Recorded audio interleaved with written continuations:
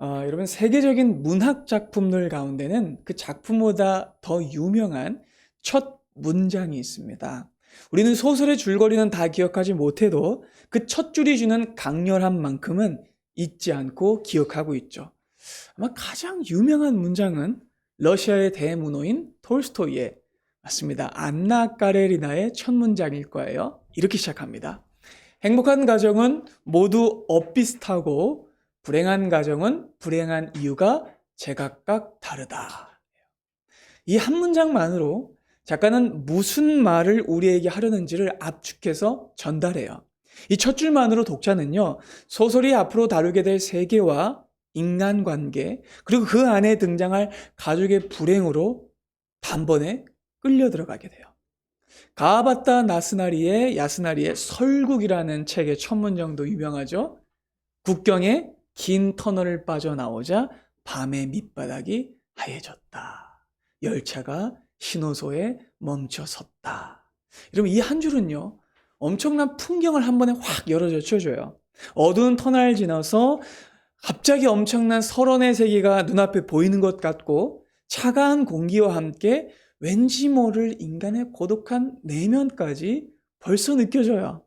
잘 쓰인 첫 문장은요, 그 작품이 무엇을 말하려고 하는지를 압축해서 보여주고요, 엄청난 흡입력을 가지고 독자를 단번에 빨아들여요.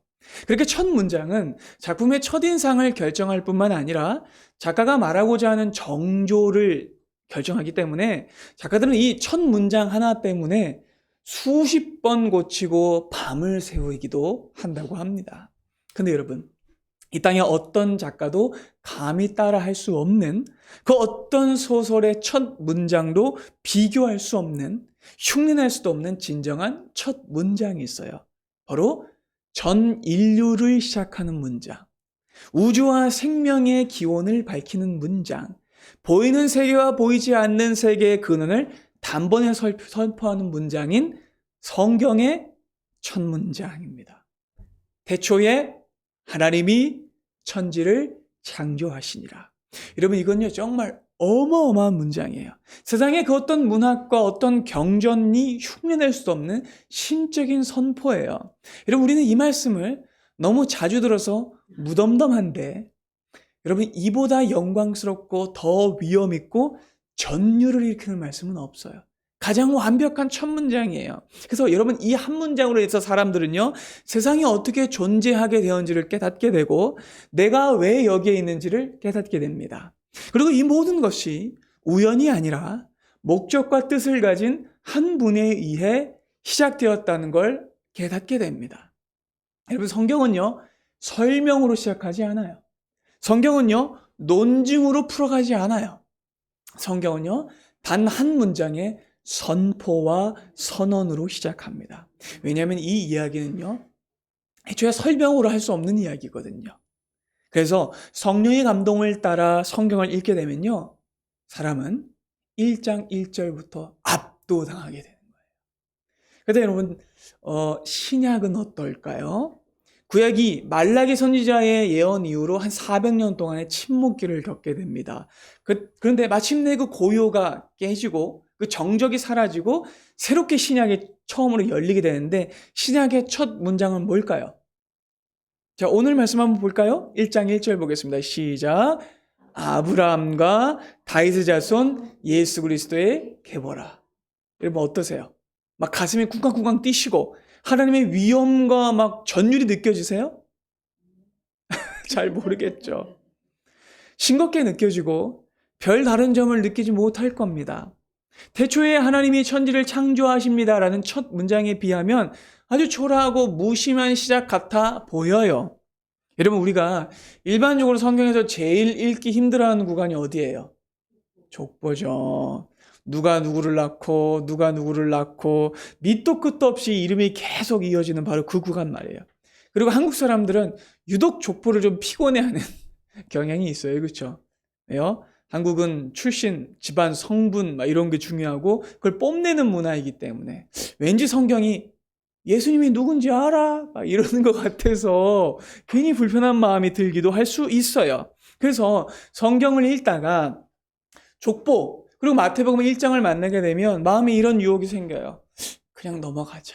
아유, 모르는 이름 잔뜩 나오니까 이건 그냥 스킵하자 라는 마음이 들어서 마치 재미없는 가계도를 읽거나 나와는 아무런 상관이 없는 뻔한 정보로 여길 때가 있는데, 그러니까 그런 마음이 드는 이유는 엄청난 첫 문장으로 시작하는 구약의 창세기와 달리 신약의 첫 문장은 시시하고 뻔하고 별로 새롭지 않게 느껴지기 때문에 그래요.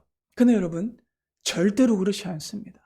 이건 우리의 고정관념과 먼지 쌓인 성경 인식과 세속 문화 때문에 생기는 착시예요. 당시 여러분 유대인들에게는요, 마태복음 1장 1절은 창세기 1장 1절에 버금가는 충격적이고 핵폭탄 같은 선언이었습니다. 아브라함과 다윗의 자손이라는 말은 단지 혈통만을 말하는 것이 아니라 하나님이 아브라함에게 하신 언약과 다윗에게 하신 언약을 수천 년 동안 이루어졌던 약속을 마침내 이루셨다는 선포였기 때문입니다. 그러니까 여러분, 구약의 첫 문장이 창조를 여는 문장이었다면 신약의 첫 문장은요, 새 창조의 문을 여는 문장인 거예요. 구원을 여는 문장인 거예요. 그러니까 여러분, 신약도요, 감정으로 시작하지 않고 선포와 역사로 시작합니다. 창세기와 똑같이 하나님이 그 역사를 쓰셨기 때문에 그래요. 그래서 신약의 첫 문장도 우리를 설득하는 게 아니라 약속의 성취를 선언하고 있는 거예요. 여러분, 이게 또한 선언이어야 하는 이유는요, 이 신약 성경을 처음 받고 읽었던 1차 수신자가 누구였기 때문일까요? 맞아요. 유대인 그리스도인들이기 때문에 그래요. 여러분, 그들은요, 나라를 잃어버린 서름 속에서 식민 통치의 비참함 안에서 메시아는 언제 오시는 거지? 아브라함과 다윗의 약속은 실패한 건가? 라는 의심과 고통 속에 있었던 사람들이었어요. 그래서 마태가 그들에게 가장 먼저 보여주어야 할 구절은요, 감동적인 구절이 아니라 확실한 증거와 선포였던 거예요. 그러니까 여러분, 마태는 이렇게 말하고 있는 거예요. 여러분, 이 계보를 보십시오. 이 이름들의 면면을 보십시오. 이 예수께서 하나님이 아브라함과 다윗과 수많은 사람들에게 약속하셨던 그 씨이자 그 왕이자 예언자들이 말했던 그 메시아 예수를 보내셨다는 증거입니다 라고 말했다는 거죠.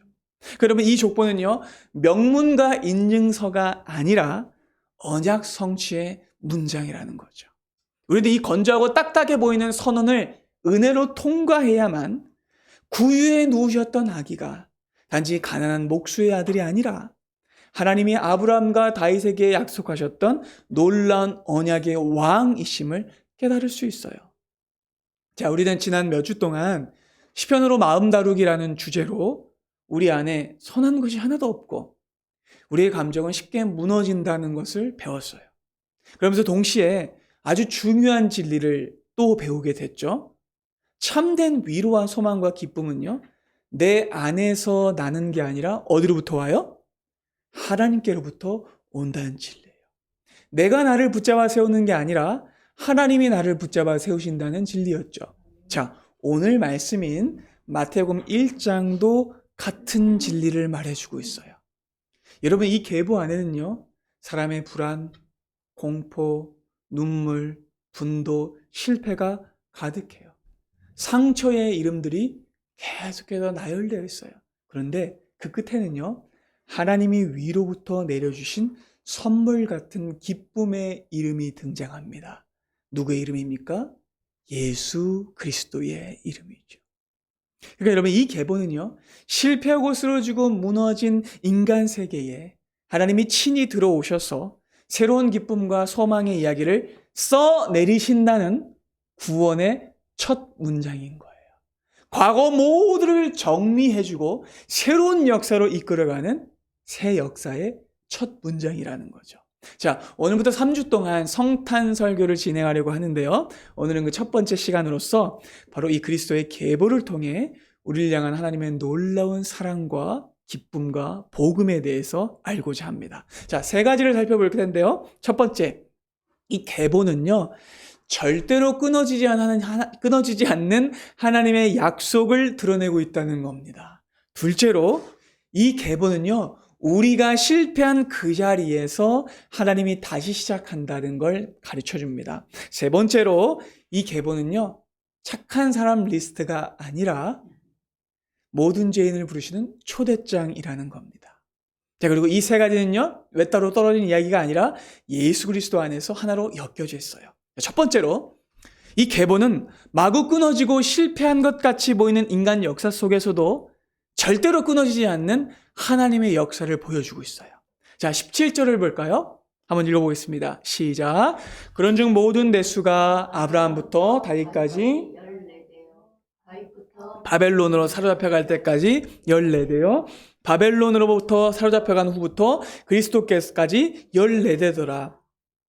이 구절을 보면 숫자 정리처럼 우리가 볼 수 있는데, 마태가 일부러 계산을 맞췄구나 라고 좀 시계 엑셀화 했구나 라고 생각할 수 있는데, 아니에요 여러분. 이건 단순한 계산표가 아닙니다. 이건요, 성경이 이스라엘의 전체 역사를 총정리해서 예수 그리스도의 이름 앞에 다 가지런히 세워놓는 하나님의 방식이에요.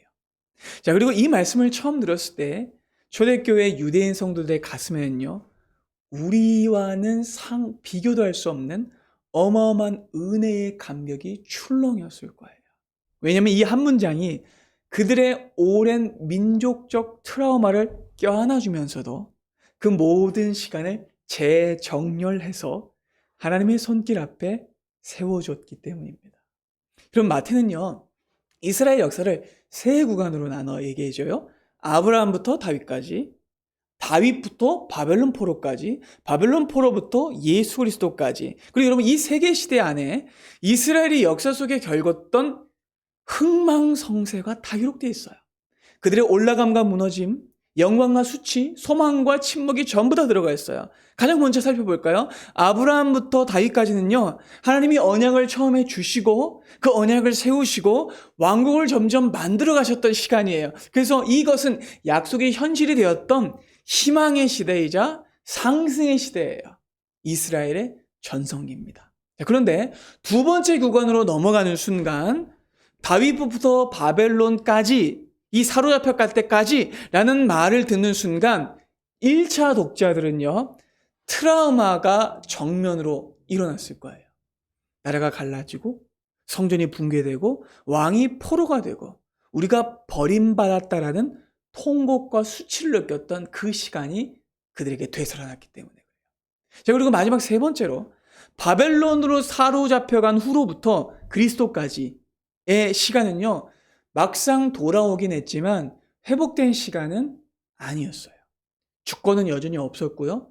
여전히 강대국에게 짓밟히고 있었고요. 무엇보다 길고 길었던 예언의 침묵기를 겪었던 시간입니다. 그러니까 하나님이 멀게 느껴졌던 시간이에요.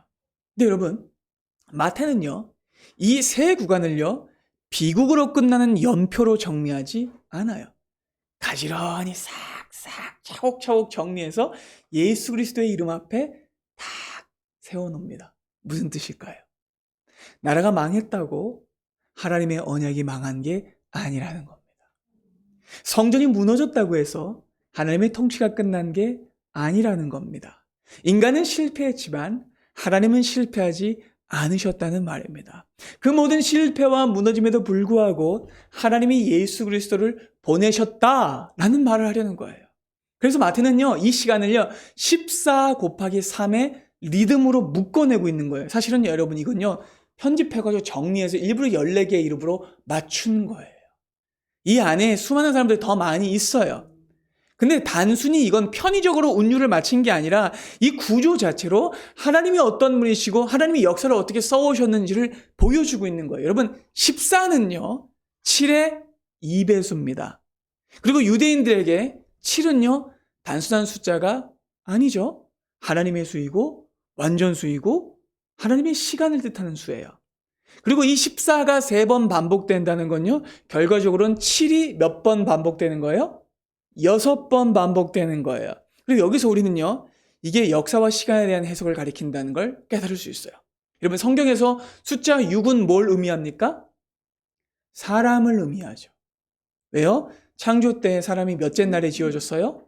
6일째 날에 지어졌죠. 그리고 7째 날에는 인간이 하나님의 안식을 누리게 됐죠. 그래서 인간은 그 이후로 영원한 7일째를 살게 됐어요. 그렇죠? 근데 여러분, 뱀이 꼬임으로써 인간의 7일이 깨져버립니다. 그래서 인간은 안식을 잃어버렸고 다만 6이라는 숫자에 멈추게 됐어요. 그래서 늘 무언가 부족하고 늘 미완성이고 결국에는 실패할 수밖에 없는 것이 인간의 역사였어요. 그 사실이 이스라엘의 역사 안에서 드러나죠. 아브라함부터 상승하는 역사가 있었습니다. 다윗까지는요. 그런데 추락이 더 컸어요. 그리고 영광의 시대가 있었지만 결국 무너졌어요. 그래서 그들은 바벨론의 포로가 되었고 400년의 침묵기를 겪었고 고통의 시간에 머물렀던 거예요. 그래서 6번의 시간을 지나간 거예요. 깨달아지시죠? 그러니까 결국 완전수인 7회는 이루지 못한 채 비참하게 6의 역사로만 반복되었던 것 같다는 말이죠. 근데 놀랍게도 이 6의 리듬보다 더 큰 게 있어요. 6이라는 숫자가 어떤 숫자에 묶여 있냐면 7이라는 숫자에 묶여 있다는 거죠. 그렇다면 여러분 이 말은요. 6으로 끝나는 것 같이 보일지라도 실은 이 역사 전체도 하나님이 완전하게 이끌어 오셨다는 역사였다는 걸 말하고 있는 거예요. 여러분 이스라엘의 6번의 시간은요. 그들이 버림받았거나 하나님 밖으로 튀어나간 시간이 아니었어요. 하나님은 자신의 시간 속에서도 인간의 역사를 계수하고 계셨다는 거예요. 영광의 시대도 수치의 시대도 침묵의 시대도 하나님이 세고 계셨던 거예요. 그래서 여러분 6번의 7이 지나서 7번째 7이 시작되는데 그때 누구의 이름이 등장해요? 예수님의 이름이 등장해요. 그리고 예수 그리스도의 계보라라는 선포가 등장하는 거예요. 그리고 여러분 이건요. 구약에서 등장했던 아주 중요한 메시아의 예표인 절기를 떠올리게 해요. 자, 여러분. 구약에서 7이 7번 겹치는 중요한 절기가 있습니다. 뭡니까? 희년이죠. 7년마다 안식년이 돌아오는데 그 안식년이 7번 겹치면 50째 해에 해방의 해인 희년이 열립니다. 그리고 그 희년이 오면 어떤 일이 벌어져요? 종들이 풀려납니다. 그렇죠? 모든 빚이 탕감됩니다. 빼앗겼던 땅이 원래 주인에게 돌아갑니다. 그렇게 희는요, 진정한 7의 7으로 오셔서 새로운 자유와 시작의 날을 선포하실 예수 그리스도를 예언하는 절기였죠. 그리고 그것이 신약에 처음 등장하는 족보를 통하여서 또한 완성되고 확장되고 있는 거예요. 여러분, 마태가 이 족보의 숫자와 구조를 통해 우리에게 전해준 복음의 소식은 우리가 생각했던 것보다 훨씬 크고 방대해요. 정말 전체 역사를 총 정리해 줄 뿐 아니라 새로운 역사를 열어주고 있습니다. 여러분, 그분의 오심은요, 죄와 사망에 갇혀있던 자들, 실패와 역사 속에 갇혀있던 자들, 인간의 시간에 갇혀있던 자들에게 참된 안식과 구원이 열렸다는 선포였습니다. 여러분, 이 계보를 읽었던 유대인 성도들은요, 가슴이 터질 듯한 깨달음과 감동을 느꼈을 거라는 거죠. 유대인들은요, 숫자 속에 많은 의미를 담아두었기 때문에 이걸 읽는 순간 그거를 깨닫게 되었을 거라는 거죠. 여러분, 오늘 본문은요, 이 시간 오늘 우리에게도 동일한 메시지를 전해줘요. 여러분의 인생에 혹시 실패한 것처럼 보이고 위기와 어려움으로 무너진 것처럼 보일지라도 하나님은요, 은혜를 끊으신 적이 없으십니다. 언제나 하나님은요, 자기의 섭리 가운데 여러분들을 붙들어 주셨고 예수 그리스도의 이름 앞에 붙이셨어요. 그렇기 때문에 그 언약적 안전이 여러분들께 있는 겁니다. 두 번째로, 이 계보는요, 우리의 실패와 수치와 상처의 자리에서 하나님이 어떻게 다시 시작하셨는지를 보여줘요. 그럼 사실 유대인들의 관습을 생각해 보면요, 마태복음 1장은요, 족보라고 할 수가 없어요. 왜냐하면 여자의 이름이 등장하기 때문에 그래요. 자, 여러분, 고대 사회에서는 여자의 이름이 족보에 기록되지 않았습니다. 그리고 정말로 사실상 전무해요. 당시 여자는 법적 주체가 아니었고요, 상속권도 오직 남자에게만 집중되어 있었어요. 이건요, 우리 역사도 동일해요. 조선시대 족보를 봐도 왕비조차 이름이 기록되지 않아요. 왕비조차 해경궁 홍씨라거나 정순왕후 김씨 정도로만 기록하고 있어요. 그러니까 고대 사회에서 여자는요 절대 족보에 들어갈 수 없었어요. 그런데 예수님의 족보에는 무려 5명의 여자의 이름이 등장한다는 거죠. 다말, 라합, 룻, 우리아의 아내 마리아입니다. 그리고 특별히 이 앞에 4사람은요 굳이 언급하고 싶지 않은 이름들이고요. 숨기고 싶은 이름들에 가까워요. 왜냐하면 대부분이 이방인들이기 때문이고 인종적 아웃사이더 정도가 아니라 출신도 좋지 않기 때문에 그래요. 다말은요 가난한 여자였고요. 시아버지 유다와 부적절한 사건으로 유명한 사람이에요. 그녀는 후손을 얻기 위해서 비정상적인 방법으로 시아버지를 속였던 여자였죠. 라합은 또 여러분 어떻습니까? 라합은 여리고성의 매춘부였어요. 그리고 룻 역시 이방 여인, 모압 여인이었습니다. 그녀는 과부였고요. 가난했고요.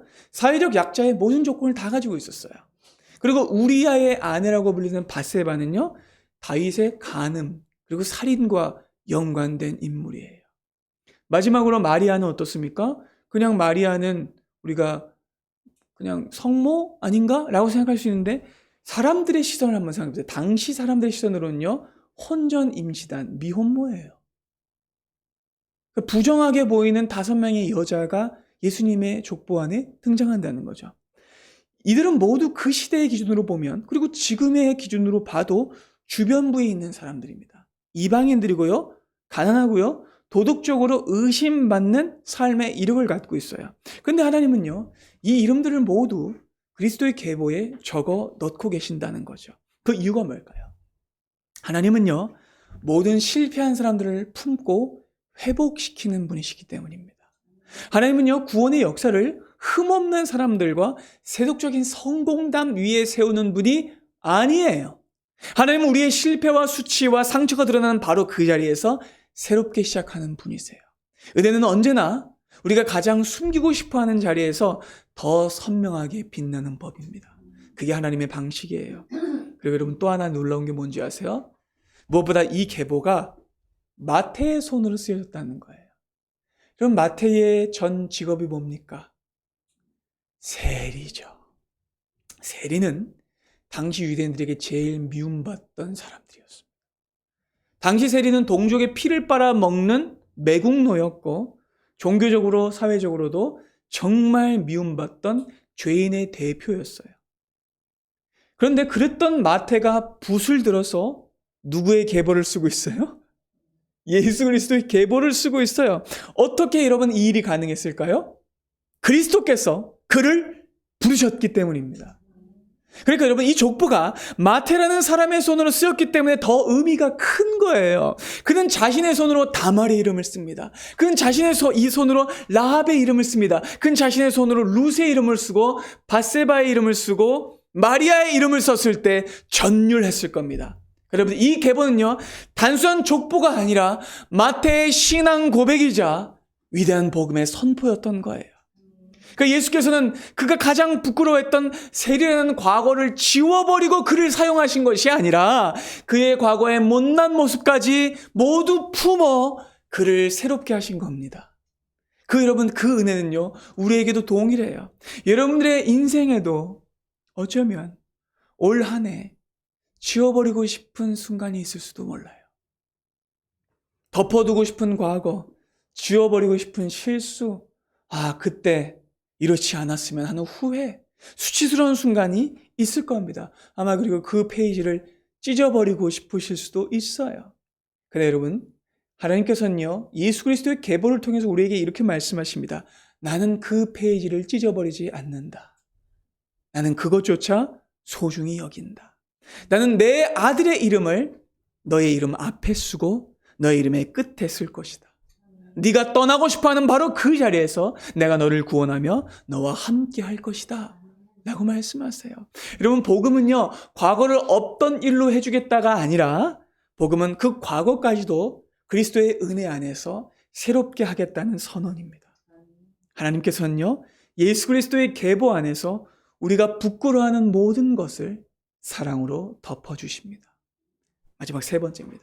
여러분, 이 계보는요, 착한 사람 리스트가 아니라 모든 죄인을 부르는 하나님의 초대장이에요. 우리가 본문을 더 깊이 이해하기 위해서는요, 당시 문화를 생각해 봐야 돼요. 우리는 지금 살아갈 때에 개인적인 문화 안에서 살고 있죠. 그래서 다 사람마다 제일 중요한 건 자기 커리어예요. 그렇죠. 자기 경력이에요. 자기 프로필이에요. 근데 오늘날과 조금은 다르지만 유사하게 옛날에는요, 자기 프로필이 무엇이었냐면 족보였어요. 고대 사회에서 족보는요, 이력서였고 나는 이런 사람입니다 라고 말하는 방식이었어요. 근데 여러분, 오늘날 사람들이 이력서를 위조하는 것처럼 고대 사회 사람들도 족보를 위조했습니다.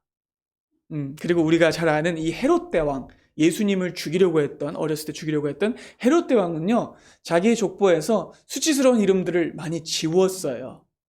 왜냐면 그래야 자기 이력서가 좋아지니까. 그러니까 당시 사람들에게는 족보가 그렇게 사용되었는데 예수님의 족보는 이상하게도 전혀 그렇지 않다는 거죠. 지워 마땅한 사람들의 이름이 계속해서 등장한다는 거죠.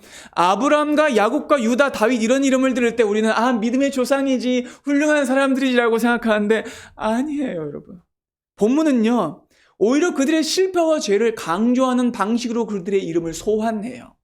특정 여인들을 거명할 때 이 남자들의 죄가 딸려 나오거든요. 더 크게 나오거든요. 그래서 마태는 일부러 독자에게 성경의 가장 더럽고 추악하고 부도덕한 사건들을 떠올리게 해요. 유다와 다말을 연결시켰다는 건요, 유다가 자기 며느리와 부적절한 관계를 맺었다라는 걸 드러내고 있다는 거예요. 그리고 무엇보다 이 전체 계보에서 가장 흥미로운 인물과 이야기는요, 6절에 등장하는데, 왜냐면 6절이 이렇게 말하고 있기 때문에 그래요. 다윗이 솔로몬을 낳았다라고 말하지 않아요. 6절은 뭐라고 말하고 있냐면, 다윗은 우리야의 아내에게서 솔로몬을 낳았다.